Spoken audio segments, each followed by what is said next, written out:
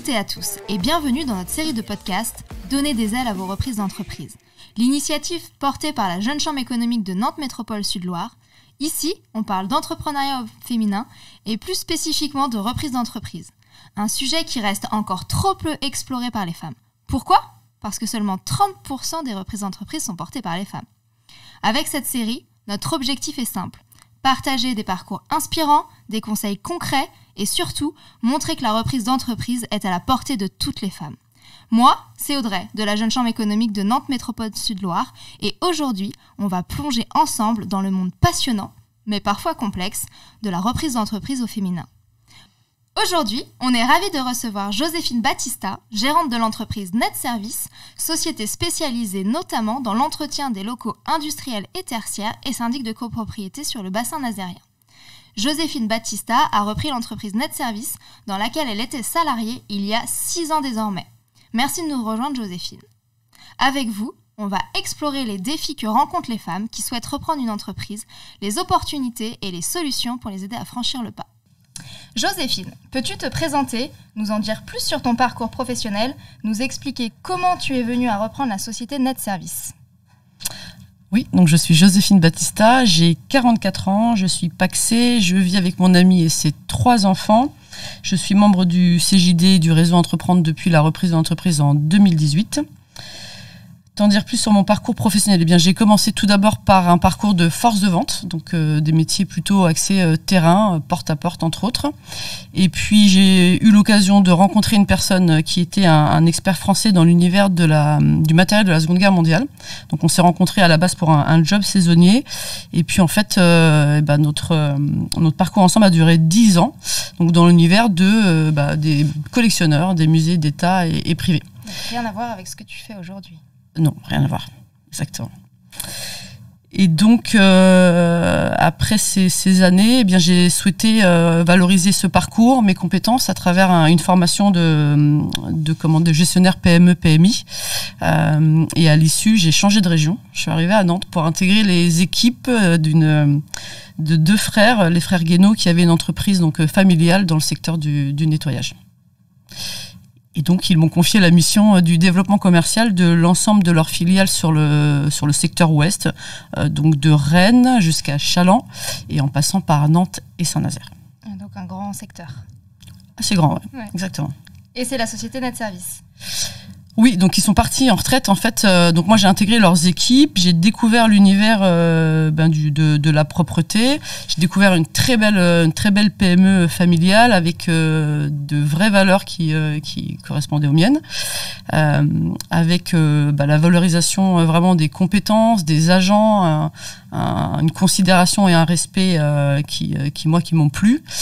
Donc j'ai découvert ce secteur qui m'a permis un peu de me déployer aussi à leur côté et ce partage a fait que lorsqu'ils ont décidé de partir en retraite, ils ont décidé de vendre leur entreprise par entreprise, en fait, ce qu'on dit par lot ou par appartement.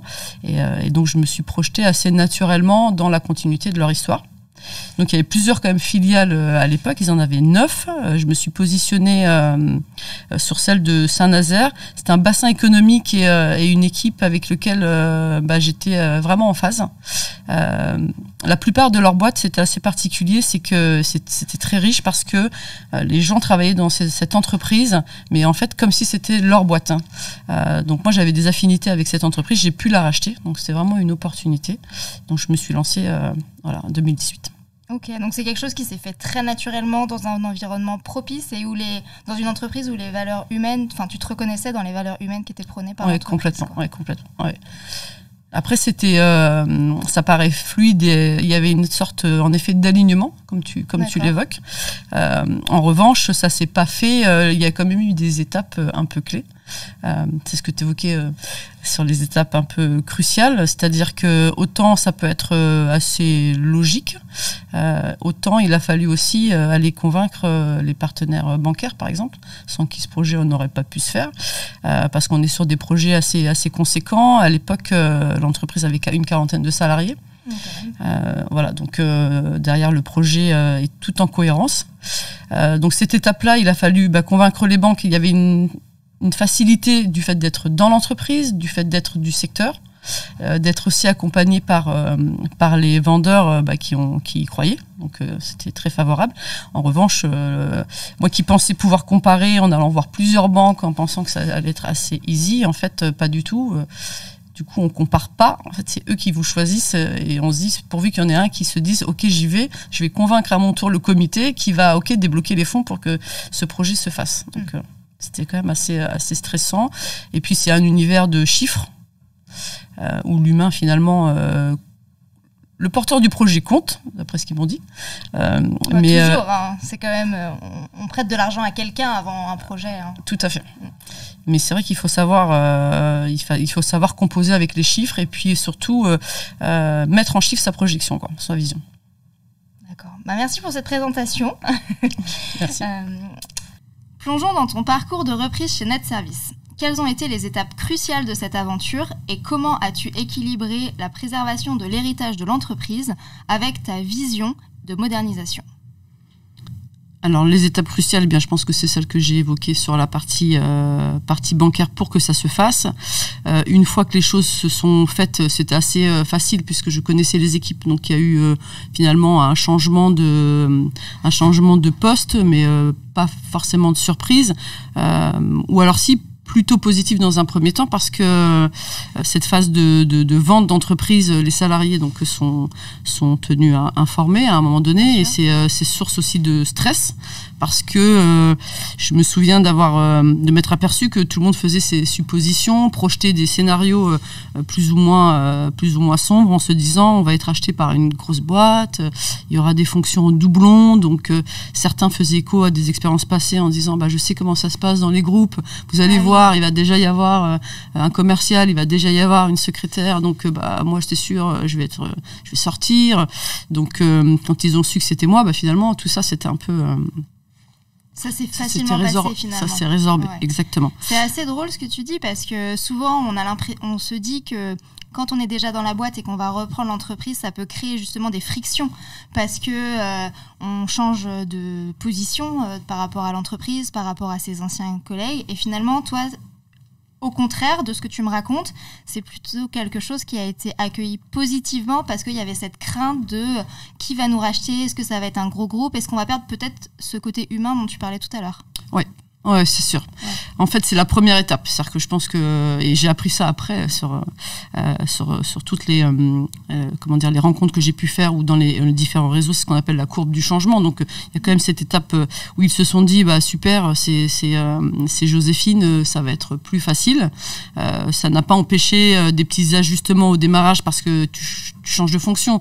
Donc tes collègues te voient aussi différemment, il faut pas se mentir, il y a aussi un rapport hiérarchique qui s'installe, donc un rôle aussi avec un pouvoir de mener ta barque et aussi de faire en sorte que tout fonctionne bien, et donc ils se disent bien qu'il va y avoir non pas un changement très fort, mais en tout cas il va y avoir des règles qui sont liées à la manière dont tu veux que ton entreprise avance. Donc c'était plutôt positif dans ce sens-là, et en effet très peu de surprises au démarrage. D'accord. Donc en fait, tu as préservé l'héritage. Ah oui. Et puis ça, c'était quelque chose de. Il n'y a pas eu de choc. Non, pas à ce niveau-là, parce que on était vraiment en tout cas, ce que je croyais fortement au démarrage, c'était on était en face sur les valeurs, puisque c'est celles qui nous guidaient depuis tellement d'années, celles qu'on partageait avec les dirigeants de l'époque, et donc pour moi c'était la continuité tout à fait logique. Ouais, donc tout s'est bien passé, tout a été smooth comme on dit. Oui. Super. Au début. On va peut-être... Non, parce qu'ensuite il y a forcément les personnes qui vont vivre l'entreprise différemment. Tu parlais d'héritage, mais après tu parlais de vision, de modernisation, ou à un moment donné aussi de dynamique qui est différente. Et avec des enjeux différents, puisque moi je reprenais une entreprise qui existait depuis quarantaine d'années. J'arrivais avec aussi cette forte contrainte du prêt bancaire qui change un peu la donne. C'est-à-dire que l'entreprise doit au moins être comme elle est, et le rester, et au mieux évoluer. Donc forcément, voilà. On peut pas faire moins bien. On peut que faire mieux ou pareil. Voilà, exactement. Ouais. En tout cas, c'est ce qu'on attend de nous, et c'est le jeu qu'il faut jouer, je pense. Oui, donc ça met une petite pression, effectivement. Exactement, oui, tout à fait. La reprise d'entreprise par les femmes reste encore rare, selon nos statistiques. Selon toi, quelles sont les barrières invisibles qui persistent et comment pouvons-nous les briser pour encourager plus de femmes à se lancer dans cette aventure ?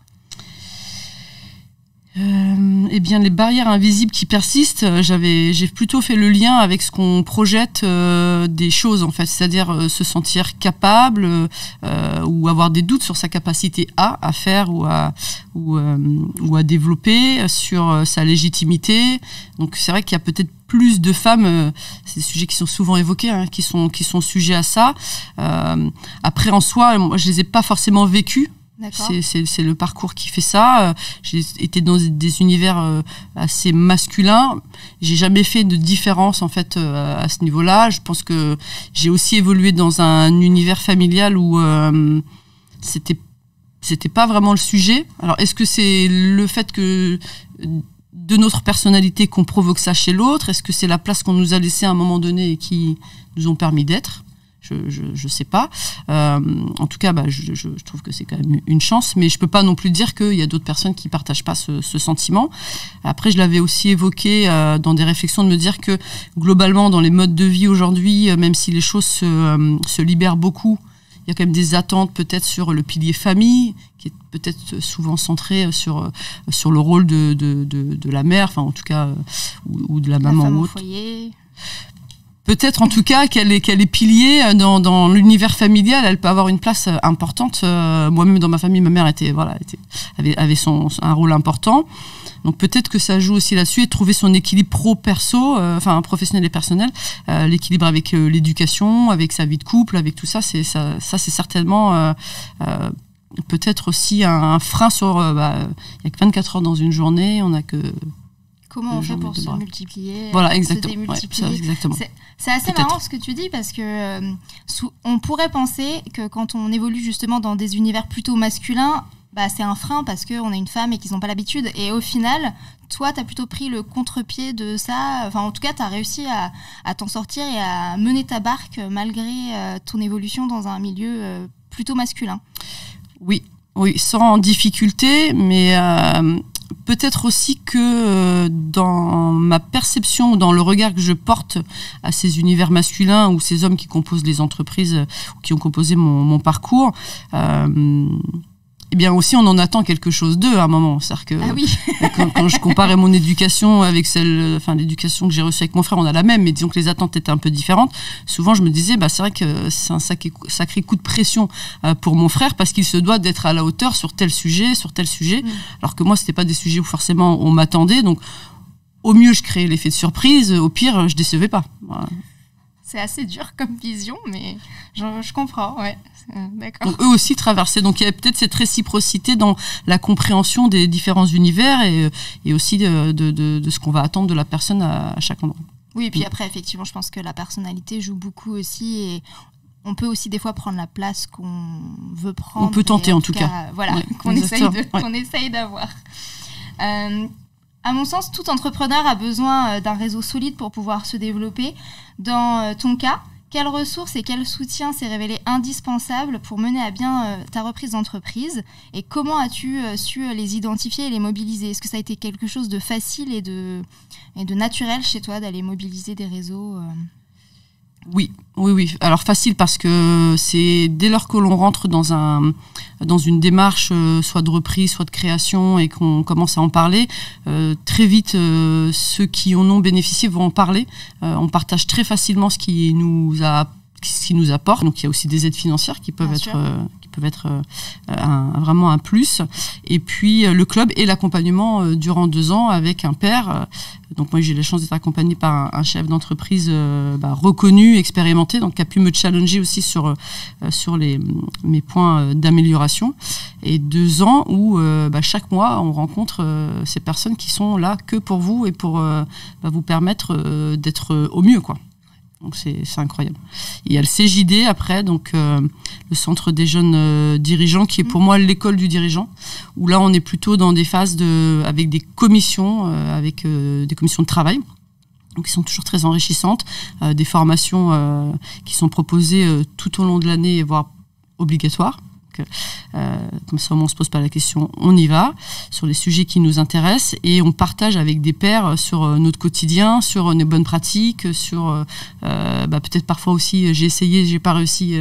Du coup, j'en parle quand même parce que ça peut servir à d'autres. Donc ça a été facile de les mobiliser et ça a été clé. Pour moi, c'est indispensable. Ouais. Et dans cette phase d'accompagnement ou de formation d'ailleurs, peu importe, est-ce qu'il y a un événement qui a pu te marquer ou un conseil qui a pu être ultra bénéfique pour toi, ou à l'inverse, est-ce que tu as pu être choqué par certains conseils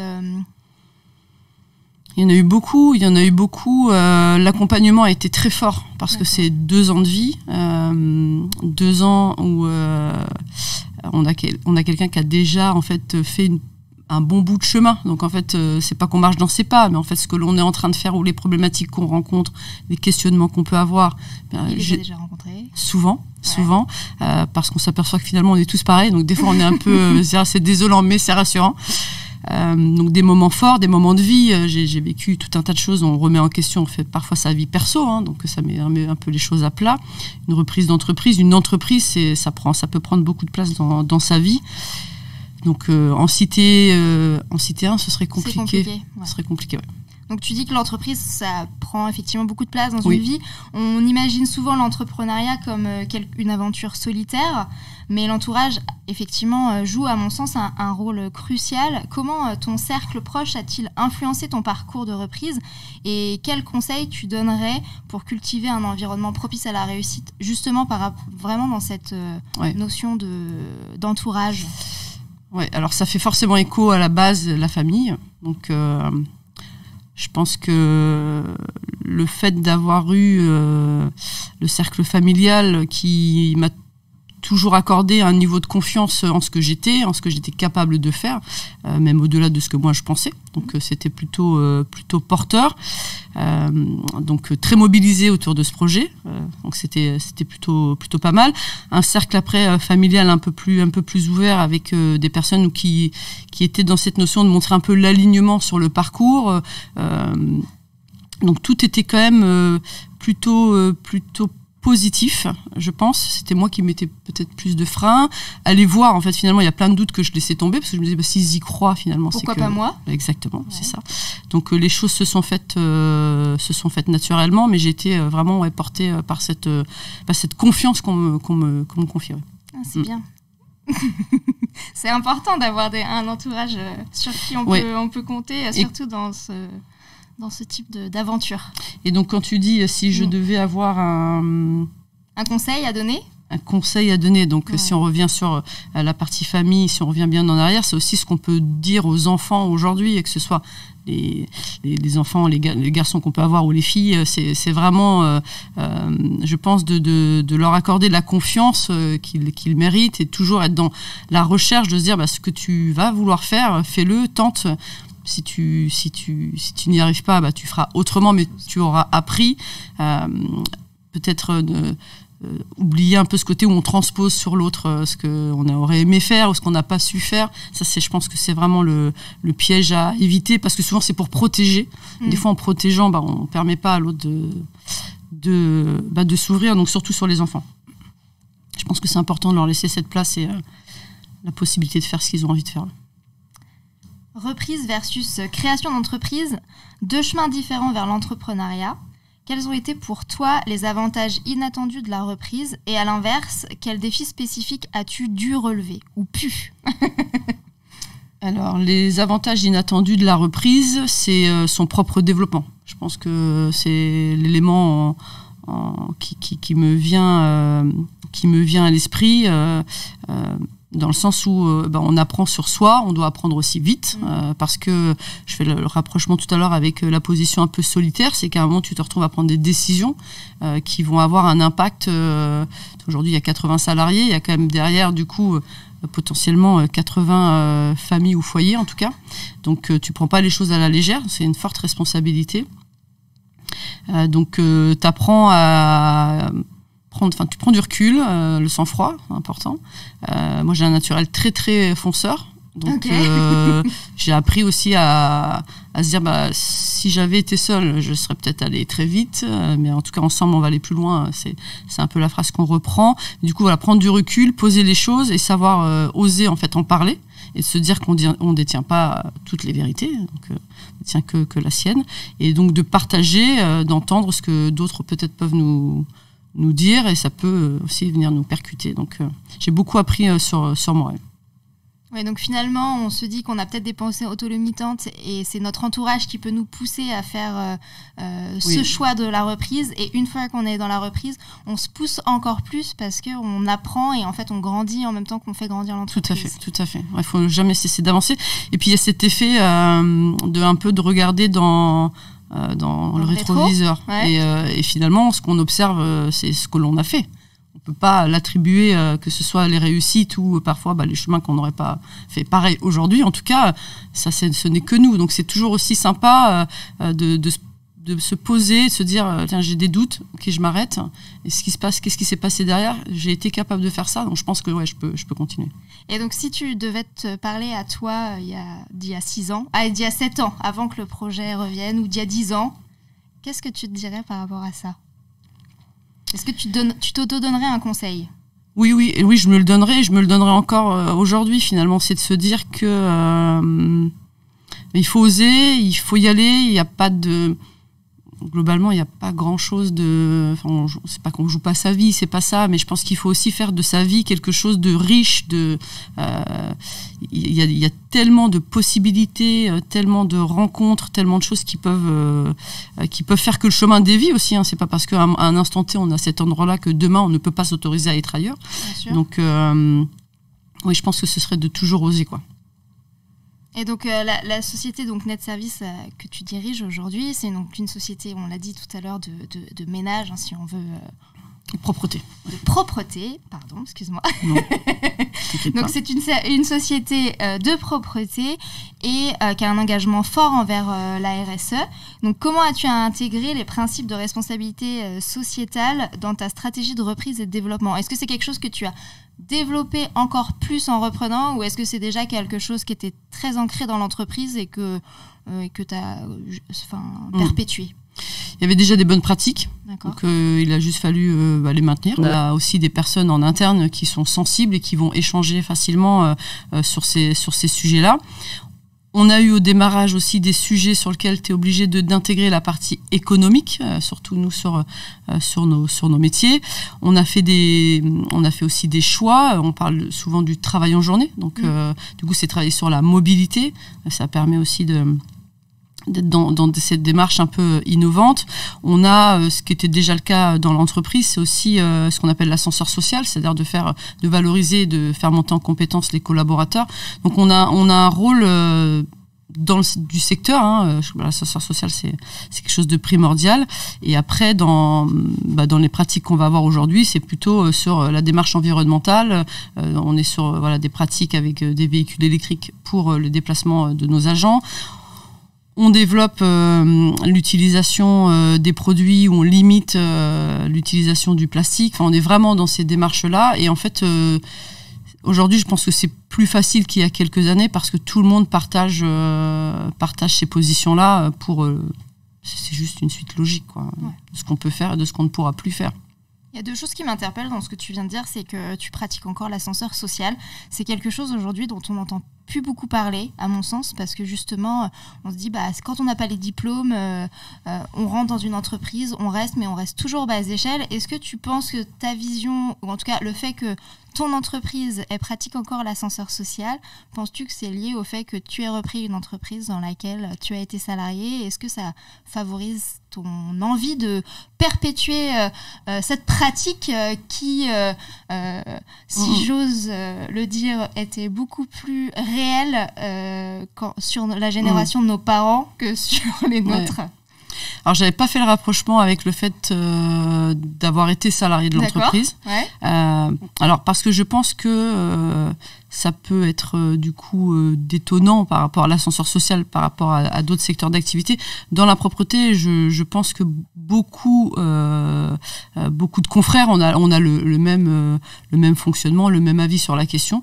Donc finalement, je fais partie d'un groupe plus que de manière isolée. Je pense que dans la propreté, c'est quelque chose qui est assez courant. Et puis finalement, il y a aussi cette notion de savoir détecter les talents en interne, donc d'être toujours en veille et à l'écoute, parce qu'on est sur des populations, et c'est là où c'est peut-être plus difficile dans d'autres secteurs d'activité, où il va y avoir parfois un peu de discrétion, un peu de manque de confiance. Donc j'y suis sensible, et tu vois, là, quand je m'étais posé cette question, parce que des fois tu as des moments de pause, de bilan. Exactement, c'est ça. Et finalement, il y a aussi cette notion de créer une entreprise dans laquelle, alors après c'est propre à chacun, en fonction de son parcours de vie, mais où nos propres parents auraient été fiers d'en être, en fait, de dire je bosse dans cette boîte-là. Et donc de créer cet environnement-là, c'est aussi prendre le temps et être soucieux de chaque personne qui va composer l'entreprise, même s'il ne fait que passer. Il y a des situations où tu as des salariés qui vont se confier et qui vont dire bon, moi je fais ce job-là parce qu'il y a un moment dans ma vie j'en ai besoin, mais j'aspire à ça. C'est pas grave, en fait, tant mieux, pourvu que ce temps passé avec nous il soit bon, et que du coup tu apportes aussi à d'autres personnes peut-être la capacité de voir d'autres choses, et qu'on partage ce moment-là, et que ce soit bon pour tous, quoi. Je trouve ça génial, les valeurs que rien que dans ton discours tu propages, en fait, sur la bienveillance que tu peux avoir avec tes équipes, sur le fait que tu es vachement à l'écoute, que tu les laisses évoluer, l'ascenseur social. Et tu disais même tout à l'heure par rapport à la politique RSE qu'aujourd'hui, en fait, c'était vraiment un sujet qui était dans les esprits de tous, et que que tes salariés étaient aussi alertes sur ces sujets.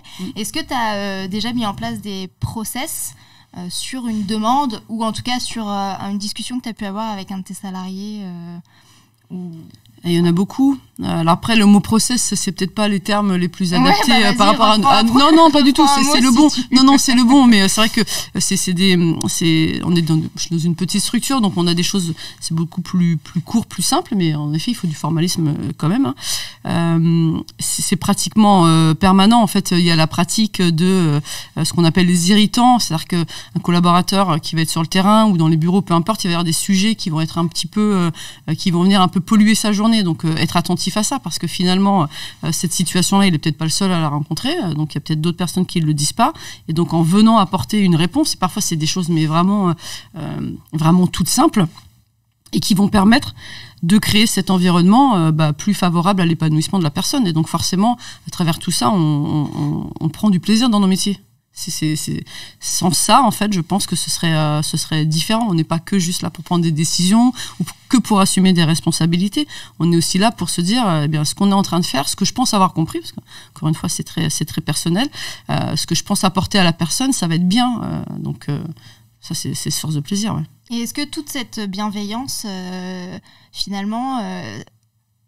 Est-ce qu'en apportant toute cette bienveillance, tu veux pas transmettre, ou est-ce que c'est pas dans une volonté de toi de te dire je fais grandir ma société, je m'entoure des collaborateurs qui sont là et qui sont compétents, qui font le travail qu'il faut faire et qui veulent éventuellement monter en compétences, je continue à développer la stratégie RSE, je prône et je valorise les valeurs humaines qui m'ont fait racheter cette boîte. Est-ce que tu le fais pas, peut-être même inconsciemment, tout ça en te disant un jour je transmettrai et avec ma pierre à l'édifice Alors, l'idée de marquer dans la pierre à l'édifice, moi je m'y retrouve pas. Enfin, ça me parle pas. Après, je peux l'entendre et je le comprends, et je suis plutôt admirative de ceux qui le font. Et c'est pour ça que dans la reprise, c'est un truc qui m'a beaucoup porté, c'est de poursuivre une histoire. Ça, c'est quelque chose, je me sentais bien, il y a des personnes qui avaient des choses très chouettes, et je me dis, ça va être bien de poursuivre ça. Donc, le côté de marquer, moi, l'histoire de l'entreprise, un peu moins. En revanche, de faire en sorte qu'au sein de cette entreprise, des personnes vont faire des choses auxquelles elles n'auraient pas pensé être capables d'eux, ça, c'est un vrai objectif. Pour transmettre, je sais pas, je suis encore un peu jeune, et paraît que senior, c'est dans pas très longtemps. Donc, je sais pas ce qui se passera, j'y suis pas du tout. Je pense ne pas encore avoir atteint les objectifs et en tout cas ce qui nourrit ma vision. Donc quand j'en serai là, on pourra refaire un podcast. Avec plaisir. Dernière petite question qui, à mon sens, bouclera la boucle de ce magnifique podcast. Quel conseil donnerais-tu à une femme qui voudrait reprendre une entreprise ?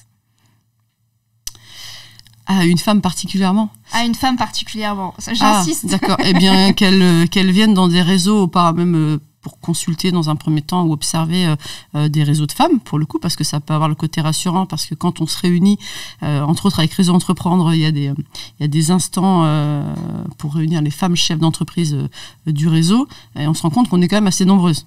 Peut-être moins nombreuses sur le volume, mais en tout cas, on est quand même assez nombreuses. Donc, le premier conseil, ce serait de venir assister à ce genre de moment pour échanger. Et puis, si des doutes, si des questions subsistent, en parler et essayer de voir si les réponses apportées viennent décomplexer un peu le projet et redonner un peu confiance. C'est le conseil que je donnerais. Ouais. Super, merci. Merci. Et voilà, c'est déjà la fin de cet épisode. Un immense merci à Joséphine pour cet échange inspirant et enrichissant. Ce qu'on retient aujourd'hui, c'est que la reprise d'entreprise est à la portée de toutes, à condition de croire en soi, de bien s'entourer et surtout de se lancer. Avec l'action « Donnez des ailes à vos reprises d'entreprise », notre objectif est de montrer que reprendre une entreprise est non seulement possible, mais que les femmes ont toute leur place dans ce processus. On espère que cet épisode aura donné envie à certaines d'entre vous de se lancer dans cette belle aventure. Si ce podcast vous a plu, n'hésitez pas à le partager autour de vous et à nous suivre pour découvrir d'autres témoignages et conseils. Pour celles et ceux qui souhaitent aller plus loin, s'impliquer concrètement, nous vous invitons à rejoindre la Jeune Chambre économique française.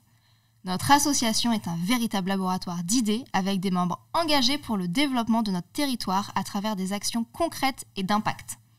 Ensemble, nous réalisons des projets ambitieux et innovants pour répondre aux enjeux économiques, sociaux et environnementaux de demain. Si vous avez envie de faire la différence et de contribuer à des actions qui comptent, rejoignez-nous.